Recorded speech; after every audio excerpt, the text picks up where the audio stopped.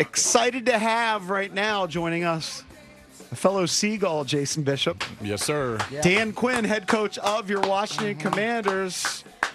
Coach, thanks for joining us this morning. Yeah, man, I'm pumped to be on with you guys, and I can't wait to get everything rocking here. So how's it going with you guys? We're doing all right. What is your normal morning routine? Like, when do you typically get up during the season, during the off season? You're an early riser?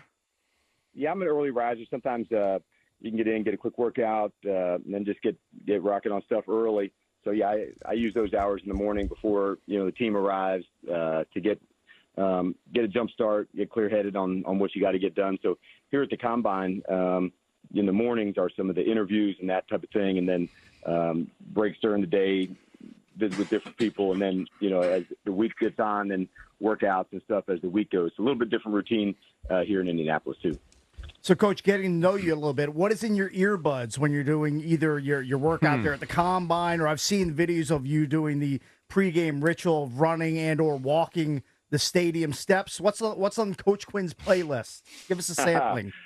There'd be a lot. I would say I am a product. There's like 90s hip-hop or like some classic rock. So there could be some AC/DC or Jovi or Whitesnake going at one day, and then on another day,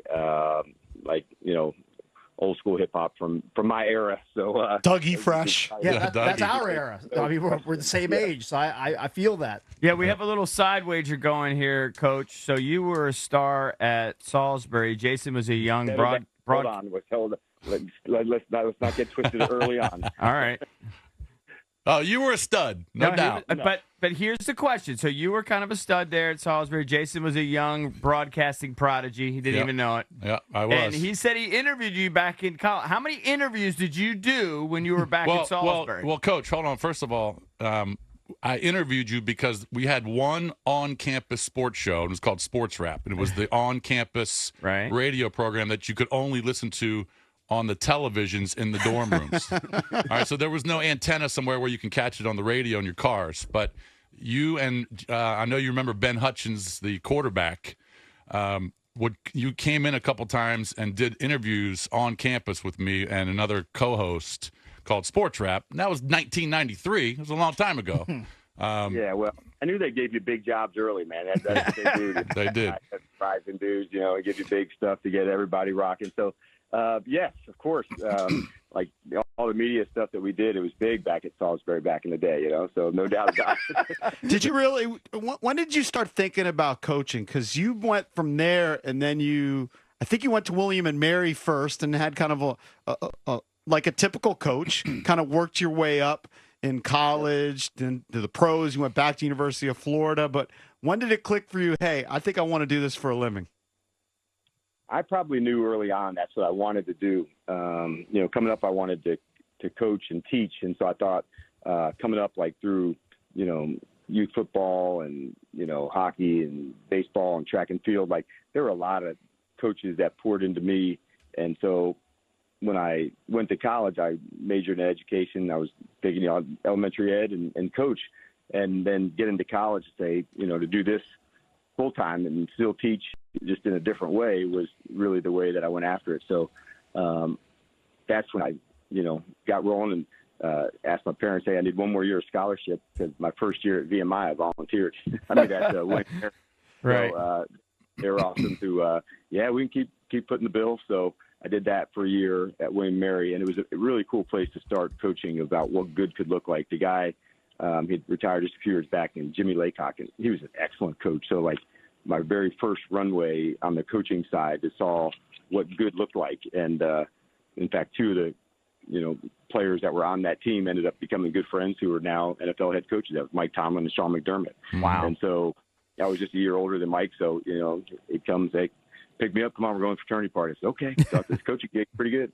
And from there, I went to VMI and did that for a year, and then to Hofstra out in Long Island for 5 years. So, I did 7 years in college before going into the NFL. But, I knew all along that I love football, and so I thought if there was a way that I would do that to make my living, then coaching would be the way to do it. So, it's haven't looked back, man. It's been an awesome football life that I've got to lead, and it took me around the world, man. It's been a blast. Joined by Dan Quinn, head coach of the Washington Commanders. So when you're in those early formative years, did you ever see, like, off in the distance, like 30 years later, you'd be a 2-time NFL head coach, you would have led a team to the Super Bowl? Did you ever see that when you're at those early stops like William & Mary and VMI, like you touched on? No, definitely not. Yeah, when you're taking the film down to the Roanoke Airport, so you could do the film exchange with another college, you definitely didn't think that.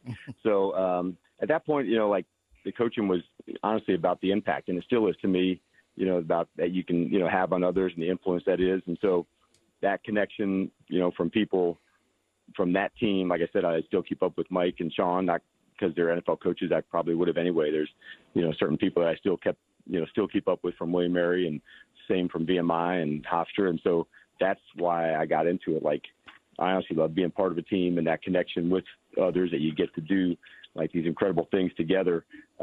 That's what pulled at me to want to become a coach. And so all these years later, it's still that same energy that makes you want to be part of something, doing it with other people. Coach, I don't know how many teams you actually interviewed before you took the Washington job, but can you compare the process, the interview process with Washington, with Adam Peters and with Josh Harris, to 10 years ago when you were interviewing for the Atlanta job? Was it pretty much the same, or is it a lot different? No, it was definitely a lot different. I would say, kind of like, not one of them is exactly the same. I think that's what's kind of fun about, like, the NFL as well, because not every organization is run exactly the same. Sometimes an owner, might be, there at the office running things every day to be a part of it. Others are not into that space. And so I would say what was unique about the one here is some outside consultants that were a really big part of that. And so to get to talk to Bob Myers was really interesting to me, because I hadn't known him, but I watched from afar through Steve Kerr, and I certainly followed Golden State because of Steve. And so I saw their relationship. I saw what that was. So I knew he would have perspective. I'd known Rick Spielman, who was on the panel, and been close with him for a really long time. He was the general manager when I first went to the Miami Dolphins with Nick Saban. And so hearing different perspectives and different questions just from their point of view, and then, from Adam, from his side. So I thought what made Washington unique was there was a lot of experience on that panel, and, went deep into questions and staffing and situations. And so I really appreciate that, because the dialogue was familiar for me. And I think probably the second thing is from, 10 years ago is when you haven't done the job, you don't really know what, comes across your desk. And so, when you get a second lap at something, it's, what to expect, a little bit more. But I was really selective in what I was looking for too. So it just is one of those times in your life where you're at the right spot at the right time with the right people. And that's why I was so lit up about having the chance to come here. Coach, it sounds like you're still in Indianapolis. I don't know if you're going to be there the whole week. I think a lot of coaches can watch the drills from home whenever, don't necessarily have to be there. Are you there for like your people reading skills? By the way, I consider myself an elite people reader. Takes me about 2 seconds. I can measure you. Why are you not here at the combine? Dude, you should hire me. He would take a job as an overpaid consultant. You should hire me. I'm a lead at it. In fact, when I didn't even need to meet Micah Parsons. All I needed to do was see that guy walk down when they introduced his name at the draft. But here's the problem, Coach. He would complain about the travel all the time. Not on a private jet, he wouldn't. But my positives outweigh my negatives. But are you there, Coach, for that kind of thing, to look guys in the eye, to get a sense of them, or are you there for other reasons?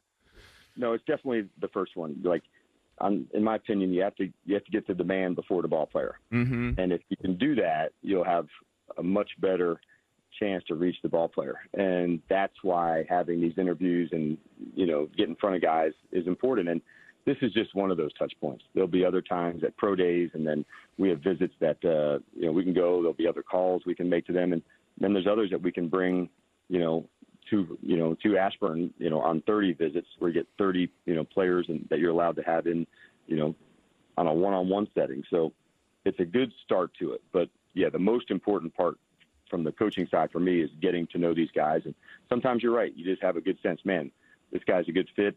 It confirmed all the things the scouts had said about him, or let's say there was an issue or a situation that may have come up, and you got to get to the bottom of it. So not every conversation is exactly the same here because it goes for 20 minutes at a time. And so sometimes you have to spend more time on one topic, and then you can watch a little bit of football video to, there's some cut-ups that we make that they can watch and explain it and detail it. And so in a short time, you're just trying to find some, where they are on their football smarts, where they are, in their drive, what makes them who they are. And then the whole medical side, that's really, and I'm sure you guys know that why the combine started is for the ability to get physicals, so they didn't have to go from team to team to team to get physical. So gotcha. That's the two big reasons. And then the workout part of it, those were, add-ons at the end, but not the main purpose for it, for sure. So, Coach, some NFL head coaches skip the scouting combine. You clearly feel like there's value to being there. Is there good relationship building going on between you and Adam Peters and the rest of the scouting staff in Indy so far? Yeah, and it is important just to feel that vibe. Adam and I, we watch, a lot of tape together. We communicate, on a regular basis about a lot of things. But just, this was our first time, being in an interview with a player together. So, like all these firsts of tape together, going through meetings together, and so seeing him do his thing here has been impressive to watch. And so I'd known that he was good, but it's kind of like, but when you see it in action, you're like, okay, I get it. This guy's elite at what he does. And so it's been very cool for me to watch that as well. Talking to the new head coach of the Washington Commanders, Dan Quinn, here on the Junkies. Yesterday, or maybe it was the day before, Adam Peters spoke about drafting Brock Purdy in San Francisco. And I don't know if this was a slip. He said, I'm going to have to find another quarterback. And I want to relate that to Sam Howell. Does that mean Sam Howell doesn't have a shot to start this year? No, I think you're definitely reading into things, which is absolutely the job. And I think, like as we're going through, we're absolutely digging on every part of the team and just trying to find a competitive edge in every spot, whether that's, wide receiver, DN, O-line, corner, like whatever it is, that's what we're digging on. So, but it was, when you're talking about a player like Brock, there's value all over. And so that's really what it's about, to say it might be the next Brock Purdy at a different position. It's like, how did this guy go to be a 7th round pick to, being this wide receiver that, exploded in the league. And so those things are kind of what makes the scouting circle fun, because why didn't everybody else see what you saw? And so, as you're going through, I think it really just applies to everybody. But no, we've had, already conversations with Sam, and tough, aggressive player. Like, for me, I've had a chance to compete against the team, over the last few years. Saw firsthand how talented he is. Yeah, I think a lot of it is fit, actually, right? It could explain why some guys hit and where they hit, that sort of thing. And, obviously when you were hired here, everybody talked about your leadership and being a leader of men and that kind of thing. But also, I mean, elite defensive guy. We saw firsthand what you did with that Dallas defense. Clearly, we've already talked about him. I think everybody probably asked you about Micah. Micah's a unicorn as far as I'm concerned, right? This guy's a freak. I'm intrigued not only in your leadership style, but how you're going to mold this defense. And some of the guys mocked me. Some of our listeners mocked me. But we got a player here whose measurables aren't that dissimilar. In some areas, they're actually better. In our young linebacker who hasn't produced anywhere near Micah, and that's Jamin Davis.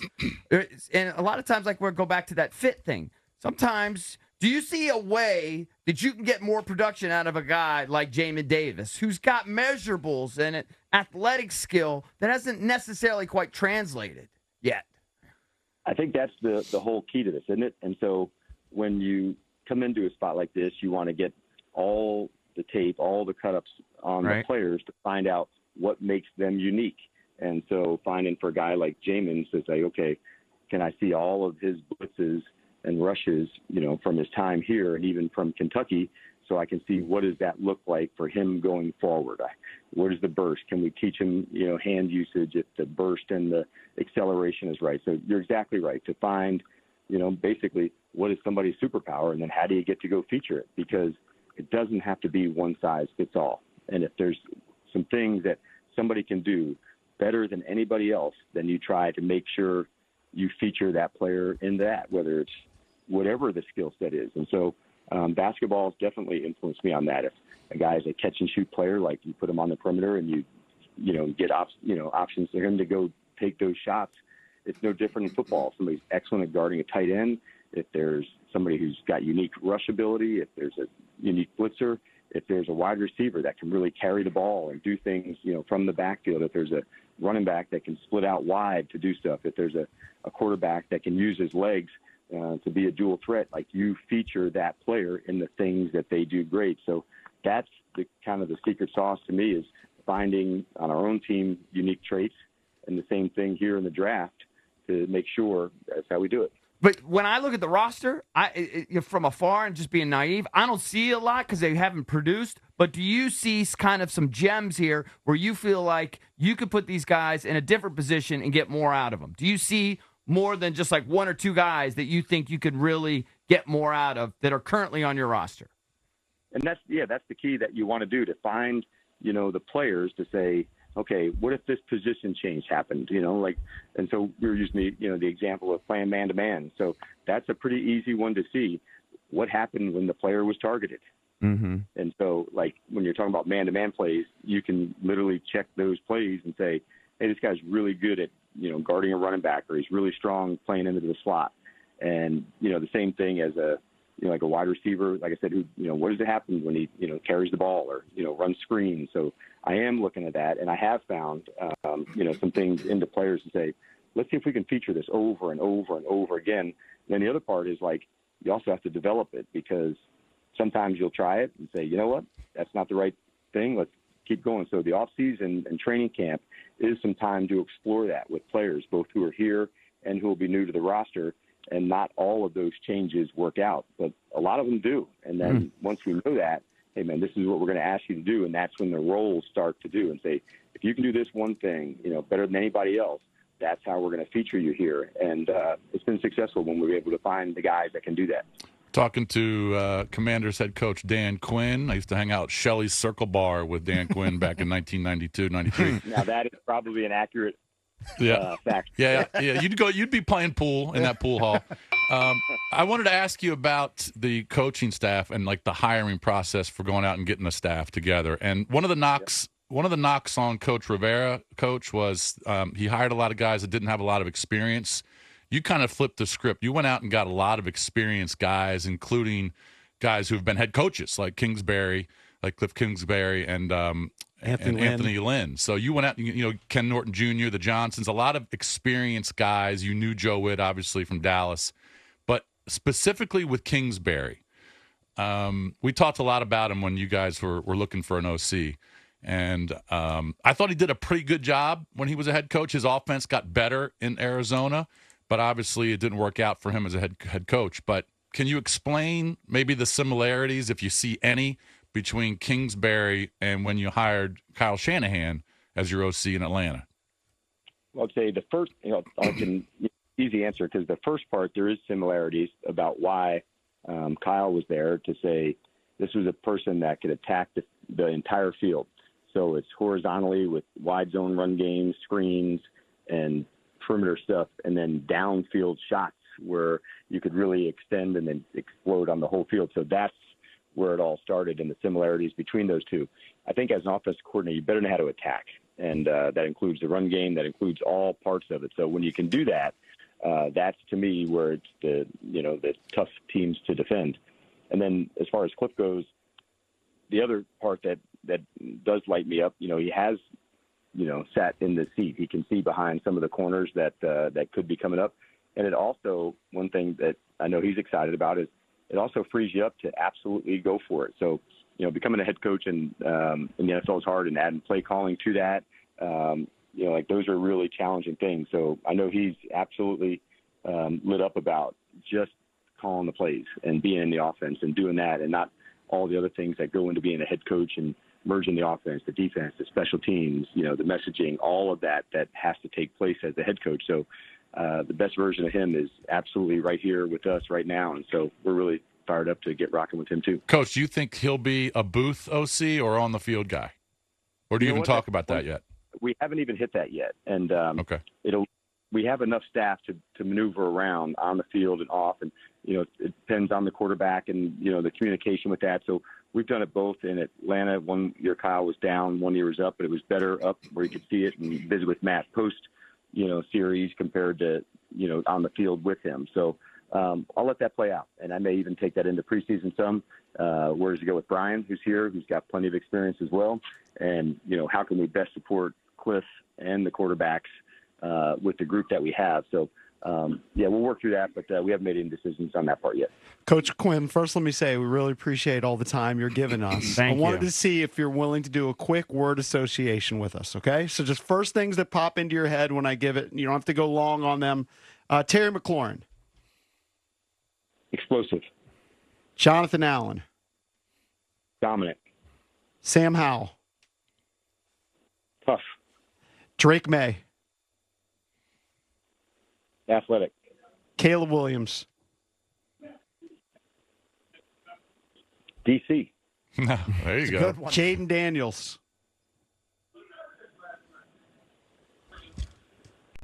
Game changer. Oh, I like that answer. It's a good one. You guys got me? Yeah, I got a question for you. When you get down to it, most people, you obviously you're not going to tell us what you're going to do. Don't expect you to, by any stretch. We are not 100% accurate by you guys. Right. But if you got, let's say you guys lock in at some point on drafting a quarterback, being the head coach, and then with Cliff's experience and with Adam, how much can you divide up whose opinion matters the most? Does your opinion matter the most? Does Adam's opinion matter the most, or does Cliff's opinion matter the most? I know it's going to be collaborative. That's an easy one. Adam. Adam, Is it? Okay. and that's based on what? Putting people in the roles of things they kick ass at. Mm-hmm. And so him just evaluate. So you trust his player evaluation talent more than anybody. Correct. Wow. Okay. Coach Quinn, this is a very important question. Are you going to be a backwards hat guy as a head coach or a forward hat guy? Because in Dallas, you were a backward hat guy up in the booth. I need to know these things as a bald guy, a fellow bald guy. I don't know. I guess we got to work that out. Let's see the hat collection first, then we can make a decision. Okay. Would the league let you wear your hat backwards on the sideline? Did they let you? Dude, they let Not Belichick look like a bum. He's Bill Belichick. He does whatever he wants. Also, I did not know that you had a Jordan shoe fetish. Is that true? He does. I'm not going to fetish. This sounds weird. Okay, so I'm not there. Collection. Collection's a better word. Yeah, I'm definitely down with a collection, and Jordan 11s are my thing, so that's the Jordan one. 11s. How many All do you have? Probably somewhere between 700 or 800. That's a real collection. Jeez. That's a real collection. Does your wife even have any closet space? Like 10 or 11 pairs. Oh, yeah, okay. You threw us for a second there. Okay. I know. I gotta have a little fun on the radio in the morning. Yeah, please do. Yeah. All right. Well, Coach, thanks a lot for the time. I'll tell you what, Commanders fans are excited. They obviously were very disappointed in how everything ended last year. But when you bring in a whole new staff, obviously new owner, new coaching staff, number 2 pick in the draft, a lot of money to spend in free agency, Commanders fans are pumped. They are, even though they only had 4 wins last year. But it's let's flip the script. Let's start over. So they are excited. There's a lot of energy here. You'd be, I was almost overwhelmed the amount of people that wanted to be part of what's being built here. And that part was really cool as a coach to feel on the other side of it. And I'm excited to go through this whole process with free agency and the draft and everything else. We're not going to miss one step along the way. thank you, Coach. We really appreciate it. We hope to get you on again. All right. Get after it. All right. Thank you, buddy. Thanks for the time. There he is. Get after it. DQ. He loves Let's Get Rockin'. That is his number one seed. He's he's a high energy guy. He certainly is. Yep. Were you surprised that he said that was an easy one? It's basically an Adam Peters decision. No, because I can't remember who established it. It might have been, I'm trying to remember who came on the show who said when he was in Atlanta, I think it was Dimitrioff. Mm-hmm. Yes. We had Dimitrioff on the show. He said it was in Atlanta. They actually gave Quinn, I think he called it the All 53, where all the decisions had ended with Quinn, and that he learned from that and that he was going to delegate and defer. So this time it is GM makes the last call. It sounds like Yeah, the but they GM's making most of the call. It's this is largely an Adam Peters decision. Yeah, and I'm not disputing that. I'm sure he's got a big role in it, but guys like Dan Quinn and Kingsbury have input. Oh, yeah. They've got input. And that was one of the traits. traits. Like he's going to lean on Adam. I'm sure he is. But that was one of the traits that they liked about Quinn, that he actually is a good evaluator, so he'll be talking with him. We'll talk about it throughout the show. 800-636-1067. That was head coach Dan Quinn on the Junkies.